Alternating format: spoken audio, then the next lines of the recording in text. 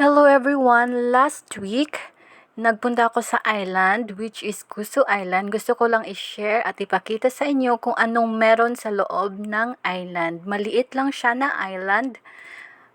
Yan, yun yung daungan ng barko. Yan. Ang linis, tahimik, fresh yung hangin.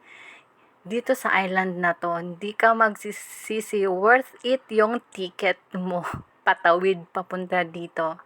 Ang ticket is $20 bawat isang tao.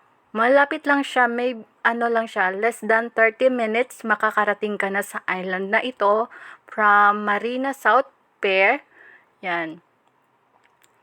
Yan, sobrang linis, maraming puno, may mga tao, of course, weekend, may mga tao. Yan, ipapasyal ko kayo papunta doon. Yan, meron silang yung ilaw na solar. Yan, lakarin lang natin. Tahimik talaga dito, maganda siya. Ayan, ang ganda niya, yung dagat. Yan, 'di ba? Pag wala kang mapupuntahan pag weekend, pwede kang pumunta dito, pasyalin mo ang Singapore. Ang daming pasyalan ng Singapore. Yung iba nga, nag-travel pa, gumagastos para lang makapunta sa Singapore. Ngayong andito na tayo sa Singapore, talaga i-grab na natin yung opportunity opportunity natin na libutin ang Singapore. Yan. Dapat yung mga napupuntahan ng mga sikat na vlogger, puntahan natin kasi libre lang yan dito. Nandito na tayo sa Singapore. Kaya pasyalin natin yan, ikutin ang Singapore. Yan. O, diba?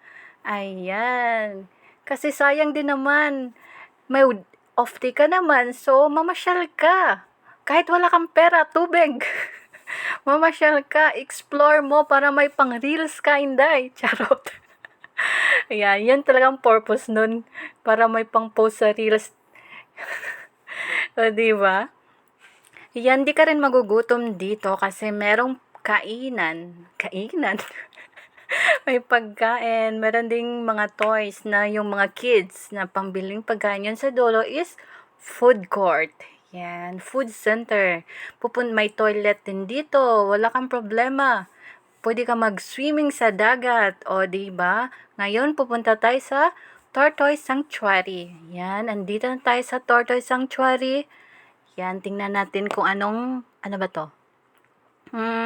Yan, maliliit siya. Bawal siyang pakainin ng mga chips, ng mga nuts, basta mga bread or something. Ang pwede lang is kangkong, yung dahon. Kasi baka mamatay kung pakainin mo ng chips, diba? Ang tigas ng chips.